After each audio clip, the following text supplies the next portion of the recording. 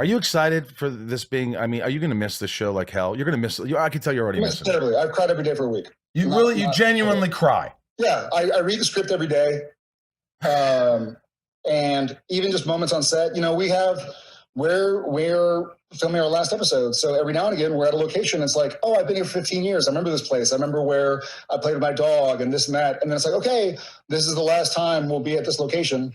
And I think to myself, there's a possibility I'm trying to be aware of that I'll never make this drive again. We just shot kind of up Sea to Sky Highway last week, and on the drive down, it was our last day at that location, and I was like, oh my God, like I might never make this drive again. I hope I do, but I'm just preparing myself to go, like, I might never see this. And I would go to Whistler on weekends and go skiing or go hiking or whatever the season was.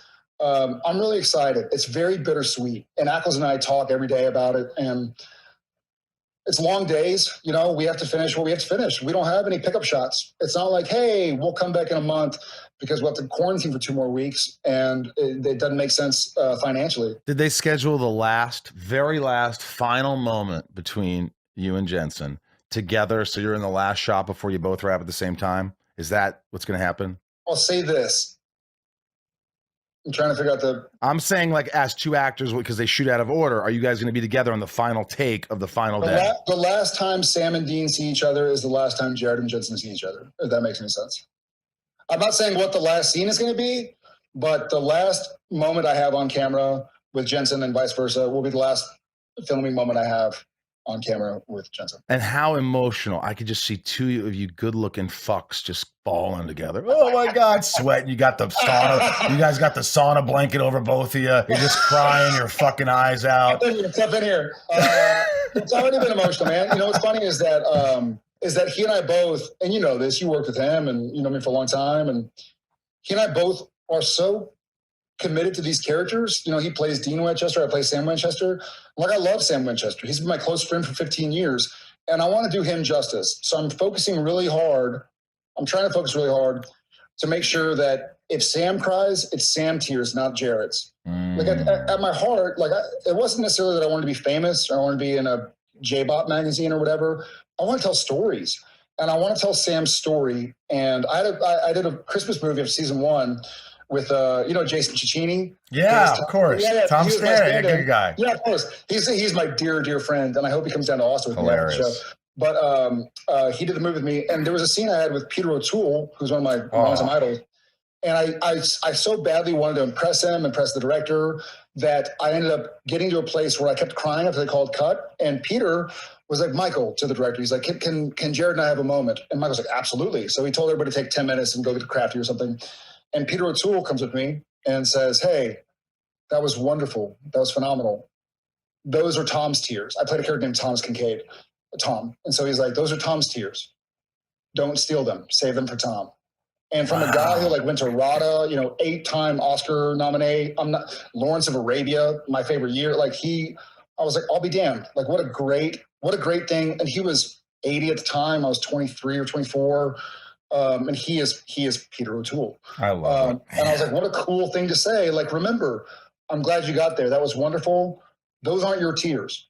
When they call action, if Tom cries, give them to him. Wow. But those aren't theirs. And just like a little thing that just went so, you were like, I've had that. And it's always from veteran actors. John Glover. Yes. I don't know what's going on, John. Well, just listen to me. Let's just talk. It's just me and you. It's just it's your dad. And I looked at him, I go, oh my God. Roll cameras. I got it. And then I go and I just listen. And I'm like, what? I forgot to listen. Yeah. All right. Hey, listen, I got to ask you, because it's kind of funny now, I guess. Yeah. When you got arrested. Yes. Because then you came on set and Jensen had you in shackles walking on set. They were going to get jumpsuits, orange jumpsuits for the whole crew, but they couldn't get them in time. Look, I've always known you're like, you're one of those guys. You always have someone's back. You always have, you're a boy. You're you have fun. You get a huge heart. You're loving. But, someone pisses you off or you get a little rowdy, right? Sure. So what happened? I don't even know what happened. This is not an excuse. I don't entirely know what happened either, other than reading the reports. And did you believe the reports? I have to. Yeah, I have to.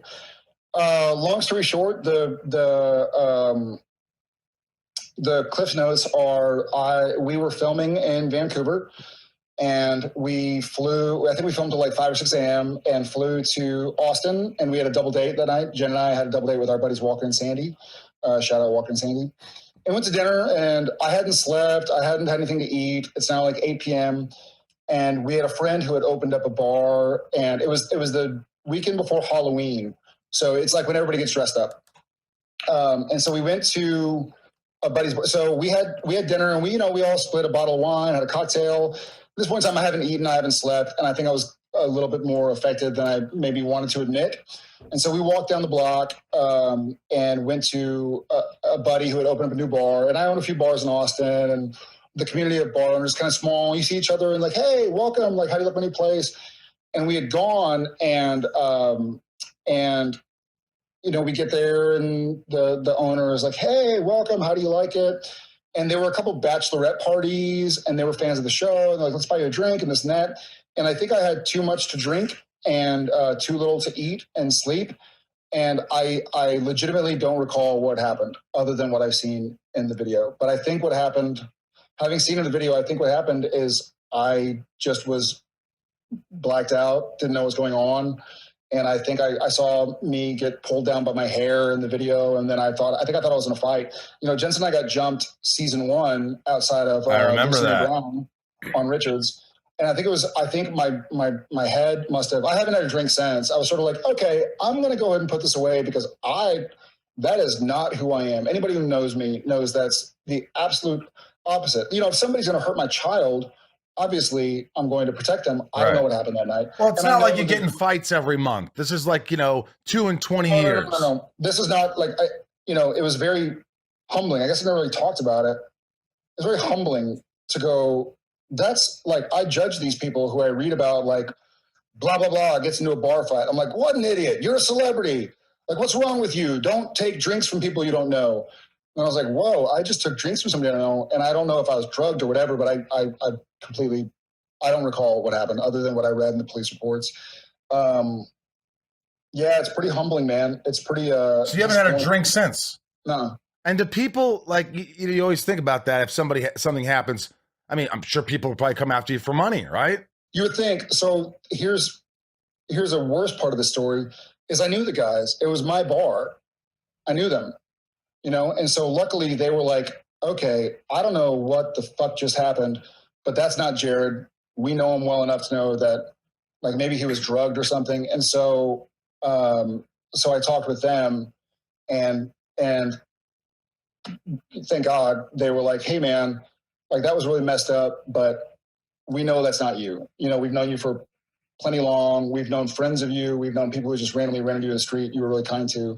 So we know that's nothing to do with who you are as a human being, and, we're good. So I guess that's a blessing. Yeah. So it happened at your bar.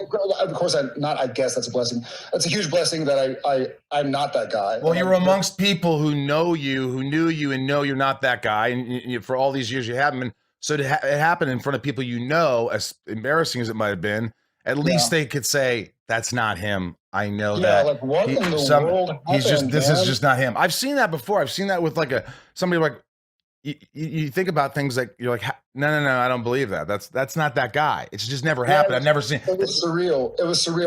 I ended up seeing security footage because I had to watch it. Was it hard to watch? Yeah, really hard to watch because you're watching it and you're like, that's me. And you don't see what you're doing. And that's why I was like, I'm never going there again. I'm never risking going there again. And I don't do drugs.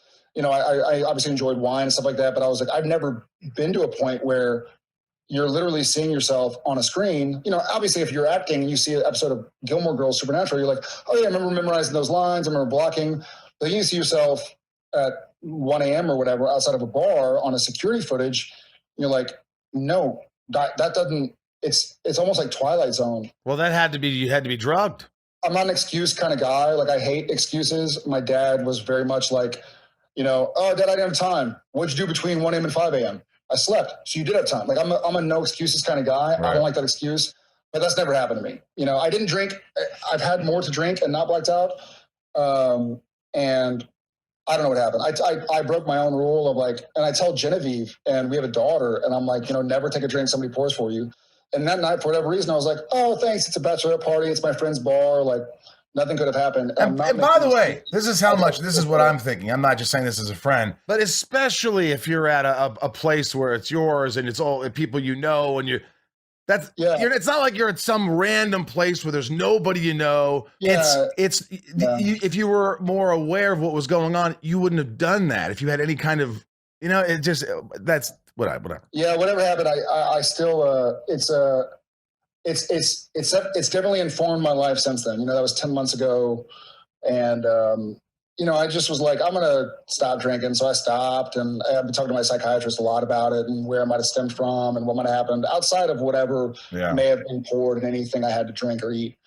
Well, I'm glad. I'm glad I hit panic mode. I thought I was getting attacked.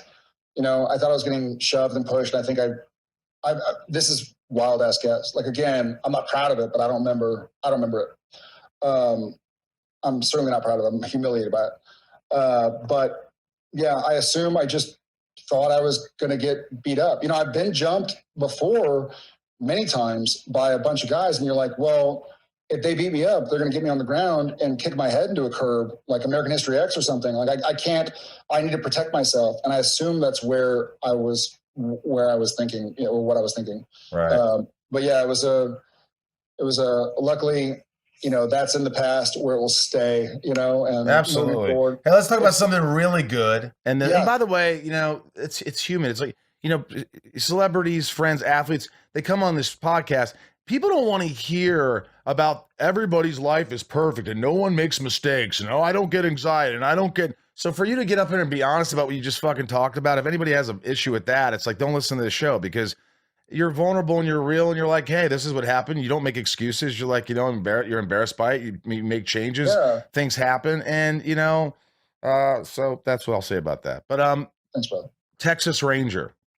Texas Walker. Yeah, Walker. I always say Texas Ranger. I know you do. Texas Walker. Are you excited about the show? I'm thrilled. When do you start? Well, before the pandemic, we were going to finish Supernatural on April 5th and then start Walker April 20th. And then obviously, global pandemic that's like unlike anything we've ever seen for several generations. And so right now, I think we're set to finish Supernatural on September 10th. And then we were supposed to start Walker on September 23rd, but that got pushed because we need more time to build, I think. So it's going to be hopefully sometime in October we start in Austin. How many episodes? I don't know. I don't know. I think we got a 13 episode pickup. Don't quote me on this. I probably should know this. I think we got a 13 pickup, but then I think because of everything going on, it'll just depend, as you well know, and maybe some of your listening, viewing audience doesn't know, episode of TV shows usually shoot from July to April. So if we can't start till October, as of now, late October, then if we did the same amount of episodes, we would shoot like into July or August, which means if we got picked up for a season 2, then there'd be overlap. So I don't know. I think that's going to be at the mercy of a lot of different networks like ABC, Fox, CBS, NBC, CW. Like, I feel like they're all going to have to go like, hey guys, let's all agree on like a 10 episode season for 2020, like a COVID season. Let's do a short season and get back to normal moving forward. But again, God knows, man. You love to work. You're just like Jensen. You guys just have to work. You want to work. You love acting. You love it. And I love that. It's great. Yeah. All right. This is real quick. This is called Shit Talking with Rosenbaum. It's quick. This is rapid fire. Tom's asks, will there be a Supernatural movie coming out in the future? And would you do one? I hope so. And absolutely. Steph A, are you hoping to channel your inner Chuck Norris for Walker, or are you going to make the whole role your own interpretation? My Walker has zero to do with Chuck's Walker. I did watch Chuck Norris. I mean, I grew up in Texas, and Walker Texas Ranger was obviously a massive show, and I watched it, but this is a brand new character, brand new story, and brand new era. So brand aspect. Is he related to that guy at all? None. No, just a similar name. His name's Walker. He's a Texas Ranger, but he has nothing to do with Walker Texas Ranger from yesteryear. Cordell's the new Walker, Texas Ranger. But nothing to do with that. All right, good. Leanne, have you had any paranormal experiences of your own that you would like to share? That's a random one. I have seen some things and experienced some things that I can't explain. But as far as specifically going, like, there was a time where this happened, definitively no, but possibly yes.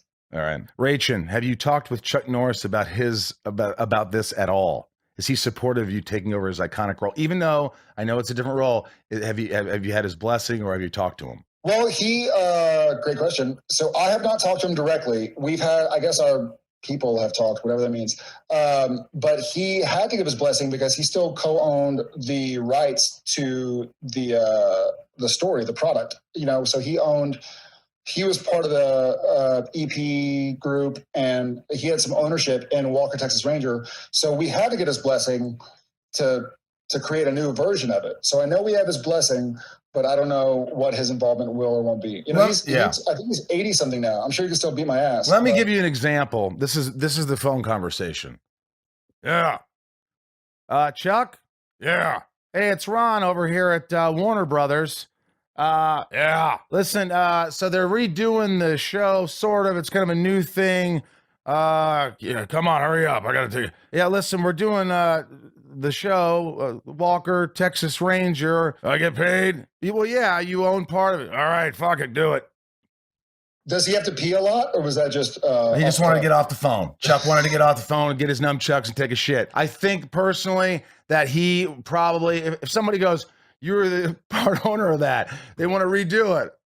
Do I get paid? Well, fuck yeah. Why are you asking me? Of course. Oh, yeah. Go do it. Whatever. Wasting my time. Yeah, fair enough. Last question, Daniel M. If you had a chance, which superhero could you see yourself playing? Because you're a big guy. You're a handsome fellow. What would it be? Thanks, man. I'm a big guy. I've heard Nighthawk would be a good fit for me, which would be fun.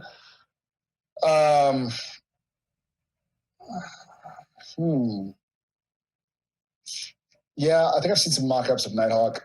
Did you test screen? Didn't you test screen for Lex Luthor or for Superman? Clark. Yeah, not the Smallville. I screen tested for the movie in 2004 when it was McGee. Yeah, I was doing House of Wax, and they flew me from Australia to LA to screen test. I put the suit on and everything. They took my phone away so I could take pictures. Do you know, by the way, that Jensen gets the car? We both get a car. You get the car too? We both get a car, yeah. It was in your contract as well. It wasn't in either of our contracts. It was a gift from them. But the funny thing is also, I'm actually the car guy. Like my first car ever was a 69 Camaro. I still have it. I also had a 66 Mustang. He had like Broncos and stuff. But I'm the car guy. Like when I see a 67 Impala, I'm like, okay, what's the block? Like, was it a board and stroke? Got some rotary girders on here. You got Edelbrock intakes. Everybody needs rotary girders. Yeah, but I grew up like Cliffy and I, who works in the show. He and I have talked cars for years. My favorite car ever is a 67 Corvette. My dad's favorite car. But I have like car books and parts books from when I was fucking 7 years old. You could build an engine. You could rebuild an engine. I cannot. I can tinker with the carburetor engine. I know spark plugs. I can change my oil. I could change a tire. I could change my oil. I can change oil. I can change oil in a classic car. I mean, these days, you need a lift system. You need a fine-tooth comb to get in there. But you give me an old late 60s muscle car, and I can fiddle. I can change. I used to keep a fan belt and some spark plugs in my 69 Camaro that I drove to high school. I still have the car. Like I am the classic car guy. Like that's so you're both getting a car. So the question is, okay, that wasn't contractual. That was something phenomenal that Warner Brothers did for us. Right. Okay. It was a phenomenal. Like, hey, they probably could have sold the cars for $1 million a piece. I mean, I'm throwing out a number, but those cars are very valuable. And Peter Roth said basically, "Thank you guys so much for doing such a wonderful job for so long. We'd like you guys to have this." And Dean Winchester's the car guy, but Jared Padalecki's the car guy. By the way, that show made so much money for that network. I hope so. It was a great show. Yeah, great show. They deserve it. Absolutely. Look, dude, this is awesome. I honestly, I wish I could talk to you every week, but it's like how many, but this is awesome. I wish you the best. It's so exciting. I mean, how many years? 15. However, 15, but 15 is part 1 and 2. So I turned 37 and 38 on season 15 because it got split up. Wow. So season 15, it's like a show that you can't get rid of us. Well, you told me, you and Jensen both were like, well, come up and play with us, man. Come up. We'll get you on. And I never did. And I'm like, if you guys do a freaking movie of it, they got to find something for me. Well, listen, man, Gilmore Girls I did 5 seasons. They did 7. And then 10 years later, they did a Netflix reboot. So movie or reboot, give me a call. I'm in, man. It's going to happen. I love the show. I love the fandom, the family. So, dude, I love you, man. This has been fantastic. Love you back, man. All right. Yeah, good to hear from you. Good to see your face. You too, buddy.